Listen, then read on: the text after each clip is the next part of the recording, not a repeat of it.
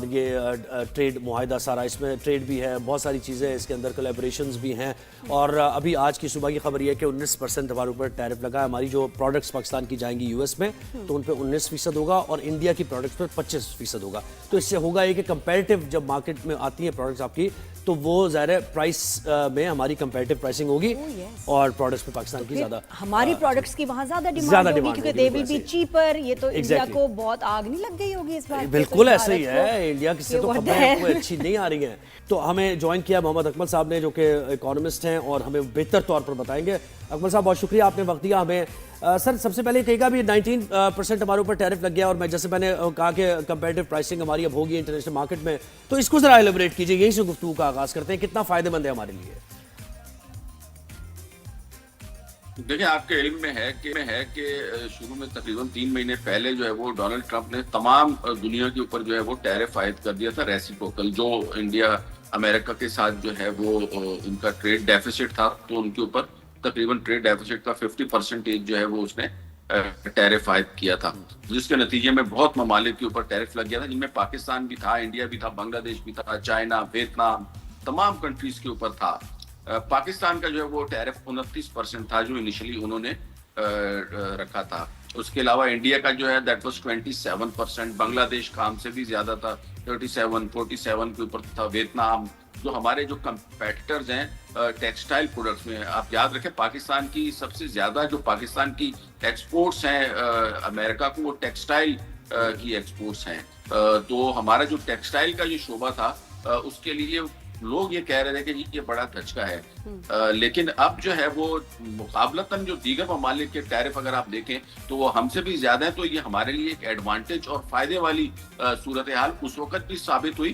اور اب جب ٹیرف کو کم کر دیا گیا ہے مختلف نیگوشیشنز کے بعد، تو اب پاکستان ان چند ممالک میں سے ہے جو صرف 19% ٹیرف دے رہے ہیں، سوائے یورپی یونین کے یا برطانیہ، جاپان 15%. اچھا ہم نے یو ایس پہ کیا ٹیرف لگایا ہوا ہے صاحب؟ ہم نے کیا یو ایس پہ جو ہم نے کچھ لگایا؟ دیکھیں ٹیرف کے حوالے سے میں تھوڑا سا آپ کو بتاؤں. Tariff basically it's like trade deficit, یعنی جو امریکہ ہے اس کا یہ خیال ہے کہ جو بھی ممالک اس کو چیزیں بھیجتے ہیں اور جو امریکہ ان کو بھیجتا ہے تو ان کے درمیان جو ڈفرینس ہے دس از کالڈ ٹریڈ ڈیفیسٹ. تو جتنا بھی ٹریڈ ڈیفیسٹ جس ملک کے ساتھ ہے اس کا اس نے 50% نکالا اور وہ اس ملک کا ٹیرف لگا دیا. جیسے پاکستان کے ساتھ 58% امریکہ کا ٹریڈ ڈیفیسٹ بن رہا تھا، ہمارے لیے تو ٹریڈ سرپلس تھا، تو اس کا اس نے 50% 29% کر کے ہمارا ٹیرف کر دیا. اسی طریقے سے انڈیا کا تقریباً جو ہے وہ 54% بن رہا تھا تو اس کو 27% کر دیا.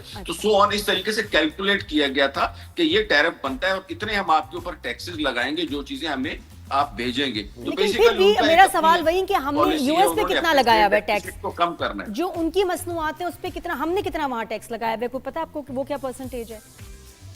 ہم بھی ٹیکس لیتے ہیں نہیں، جو ہم وہاں سے چیزیں منگواتے ہیں وہ پروڈکٹ ٹو پروڈکٹ ویری کرتی ہیں. جو ایکسائز ڈیوٹی ہوتی ہے، جو فیڈرل ایکسائز ڈیوٹی ہے، کسٹم ڈیوٹی ہے اور دیگر جو ریگولیٹری ڈیوٹیز ہیں، سیلز ٹیکس ہے، وہ پروڈکٹ ٹو پروڈکٹ ویری کرتا ہے 18% سے لے کے اور 25%، 50% اور اس سے زیادہ بھی ہے. مثلا لگژری وہیکل جو ہم منگواتے ہیں اس کے اوپر اور زیادہ ہے. تو یہ پاکستان جو ٹیکسز لیتا ہے وہ آئٹم ٹو آئٹم ویری کرتا ہے. لیکن اب پاکستان سے جو چیزیں وہاں پہ جا رہی تھی وہاں پہ 10% تو انہوں نے بیس لائن ٹیرف رکھا ہوا ہے ہر ایک ملک کے لیے. اس کے علاوہ جو ایڈیشنل جو ہے وہ پاکستان کو صرف 9% دینا ہوں گے. دیگر ممالک جیسے انڈیا کا آپ کو پتہ ہے 25% اس کو دینا پڑے گا. جو بنگلہ دیش ہے اس کو 20% جو ہے نا وہ ٹیرف دینا پڑے گا. چائنا کو 30% ٹیرف دینا پڑے گا جو کہ 145% تک لے گئے تھے. اسی طریقے سے جو دیگر، اب اس میں ہمارے بھی جو فائدے والی بات ہے نا وہ ہے ہماری ٹیکسٹائل پروڈکٹس کو کمپیٹیٹیونیس انٹرنیشنل مارکیٹ میں. بالکل آپ صحیح کہہ رہے ہیں وہاں. اچھا اور دیکھیں اس سے آپ تیار ہو جائیں، آپ کو ہر کپڑے کے پیچھے جو ٹیگ ملے گا اس میں لکھا ہوگا. میں تو یہ کہتا ہوں کہ فیصل آباد کی جو اسمال انڈسٹریز اور دیگر ہیں وہ بھی اب چلنا چاہیے. وہ جو پہلے کا دور تھا جہاں پر اس کا فائدہ اٹھا کے یہاں اب ایکٹیولی کام ہونا ضروری ہے. اور سر اس میں دیکھیں $87 بلین وہ یہ کہہ رہے ہیں کہ اچیومنٹ ہے یہ ڈونلڈ ٹرمپ کی کہ ابھی تک حالانکہ یہ نہیں ہوا ہے لیکن $87 بلین تک وہ اس ٹیرف کو لگا کے دیگر ملکوں پہ جمع کر چکے ہیں، جس اور سے یہ جس پر ان کی صرف تعریف باتیں ہو نہیں رہی ہیں، یہ ایکچولی ہوا ہے. اچھا سر تھوڑا سا وہ اب ہم آئل کو بھی لے کے چلیں، جو وہ ڈیل ہے اب ہر طرح جب بھی ایسے بڑے ڈیلز ہوتے ہیں تو اس میں ملک اپنا ہر ملک اپنا فائدہ دیکھتا ہے. وہ بھی US بھی اپنا فائدہ دیکھیں گے، ہم بھی اپنا فائدہ ہمیں دیکھنا چاہیے اصولاً. لیکن ماضی میں ہم نے بڑے خوفناک غلط کانٹریکٹس کیے ہیں جس میں ہمارا نقصان ہی ہوا ہے. تو آپ مجھے بتائیں what would be an ideal contract, ہمیں یہ کرتے ہوئے کن چیزوں کا خیال رکھنا چاہیے جس سے ہمارا بھی فائدہ ہو؟ دیکھیں اس میں جو ہے نا میں سب سے زیادہ کریڈٹ جو دوں گا وہ ہمارے جو فیلڈ مارشل عاصم منیر صاحب ہیں. ہی از پلئنگ ٹریمنڈسلی، مطلب انہوں نے ایک آل راؤنڈر جو ہے نا وہ اپنے آپ کو ثابت کر یہ جنگی میدان میں. تو انہوں نے انڈیا کے جو تیے پانچے کیے وہ تو خیر دنیا مانتی ہے، لیکن آپ یہ دیکھیں کہ ساری دنیا ہمارے سمیت حیران ہے کہ ایک طرف چائنا سے سی پیک کے اوپر جو ہے نا وہ ماشاءاللہ کامیاب مذاکرات کر کے آ رہے ہیں، یعنی چائنا بھی خوش ہے. دوسری طرف جو ہے نا امریکہ سے بھی جو ہے وہ ٹریڈ ڈیل انہوں نے لے لی. تو یہ مطلب آپ یہ دیکھیں کہ پہلے چائنا کہتا تھا کہ جی امریکہ سے جو ہے امریکہ سے آپ تھوڑی سی دوری اختیار کریں، امریکہ کہتا تھا چائنا سے دوری اختیار کریں. لیکن ماشاءاللہ انہوں نے اس بیلنس طریقے سے چلایا ہے کہ ہم چائنا کے ساتھ بھی پراپرلی چل رہے اور امریکہ بھی دیکھیں ہماری جو وہ تعریفوں کے پل باندھ رہے. ڈونلڈ ٹرمپ صاحب 27 مرتبہ پاکستان کو انڈیا کے مقابلے میں اونچا قرار دے چکے ہیں، اور انڈیا میں جو صف ماتم اس معاملے میں بچھی ہوئی ہے. آپ صرف ان کے جو آج کل اور یہ جو بیانات ہیں اور ان کے سیاسی اور وہ جو ان کے وہ جو مسخرے ٹائپ کے جو اینکرز انہوں نے رکھے ہیں اور جو وہ میجر گورو واری اور فلانا ڈمکانا، آپ صرف ان کی چیخیں سنیں تو یو ول انجوائے. تو اس طریقے سے ماشاءاللہ ہمارے جو چیف آف آرمی اسٹاف ہے موجودہ حکومت کی کولیبریشن سے، جس میں شہباز شریف صاحب ہیں. لیکن اصل سوال پھر وہی رہ گیا، سوال میرا آپ سے یہ تھا کہ جب ہم یہ آئل کے اوپر جب یہ بنے گا کانٹریکٹس بننے چاہیے کہ انہوں نے ہمارے جو ہیں آئل ریزروز جو ہیں اس میں کولیبریشن ہوگی US کی ہمارے ساتھ. پلیز اس کا جواب دیجیے گا کہ اس میں ایسے کیا شرائط ہماری طرف سے ہونی چاہیے؟ جی اونرشپ کس کی ہوگی، ہمارا نقصان نہیں ہونا چاہیے. تو ایسی کیا شرائط ہمیں ضرور ڈالنی چاہیے جس سے ہماری انٹرسٹ سیف گارڈ ہوں؟ That's my question.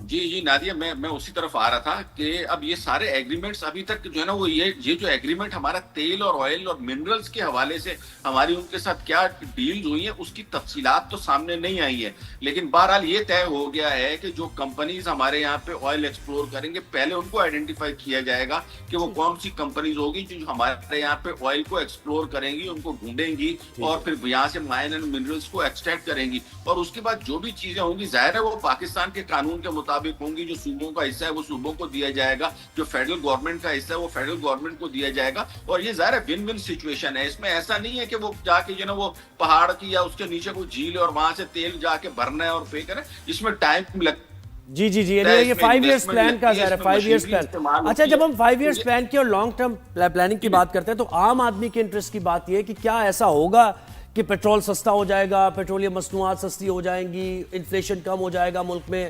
یعنی اگر ہم فورسی کریں اس کو کہ ڈیل ہو گئی ہے اور کیوں یہ اچھی ڈیل ہوئی ہے، کیوں بہتر ہے، تو اس کو ہم اس طریقے سے خاکہ بنا سکتے ہیں اس کا یا نہیں ایک عام آدمی کے؟ دیکھیں جو فوری طور پہ جو ہمیں ریلیف ملے گا نا وہ جی جو فوری طور پہ جو ہمیں ریلیف ملے گا نا وہ تو یہ کل سے جو ٹیرف نیا عائد کیا اس کی وجہ سے جو ہماری ایکسپورٹس میں اضافہ ہوگا، اور میرے خیال میں پاکستان کے ایکسپورٹرز کو اس سے فائدہ اٹھانا چاہیے. جہاں تک بات کرتے ہیں ہم یہ مائنز اینڈ منرلز کی آئل پروڈکشن کی، these are but long term plans, اور ان کے فوری طور کے اوپر اثرات ہمارے سامنے نہیں آئیں گے. It will take time 4 to 5 year minimum. اس کے بعد جا کے آپ کو ہمیں اس کے جو ہے نا وہ اثرات نظر آنا شروع ہو جائیں گے. لیکن ایک پازیٹیونیس جو کریٹ ہوتی ہے نا تو پھر لوگ پاکستان میں انویسٹ کریں گے. اس طرح کی چیزیں جو ہے وہ لانگ ٹرم پلاننگ جو اگر ہماری سامنے ہو سب کے، تو ٹریڈرز ہیں، بزنس کمیونٹی ہے یا دیگر جو بھی ہمارے جو اس میں اسٹیک ہولڈرز ہیں، ان سب کو آگے جب فیوچر نظر آ رہا ہوتا ہے نا کہ چیزیں اچھی طرف جا رہی ہیں تو وہ بڑی خوشی سے انویسٹمنٹ کرتے ہیں، بڑی خوشی سے پاکستان میں بزنس کرتے ہیں، جس کا آپ کو پچھلے ٹائم سے فقدان نظر آ رہا تھا. تو اب جو ہے وہ چیزیں پازیٹیونیس کی طرف جاتی ہوئی نظر آ رہی ہیں. مہنگائی میں نو ڈاؤٹ کہ وقتی طور کے اوپر بھی ہلکا سا ایک آیا ہے امپیکٹ. اس کی وجہ یہ ہے کہ لاسٹ ٹائم جو ہے نا وہ انفلیشن بہت ہی نیچے چلا گیا تھا، 0 کو بھی تقریباً ٹچ کر لیا تھا. تو اس کی وجہ سے ایک روٹین کا جو کرنچ اس میں آنا ہے 5% یا 6% کا وہ آنا ہے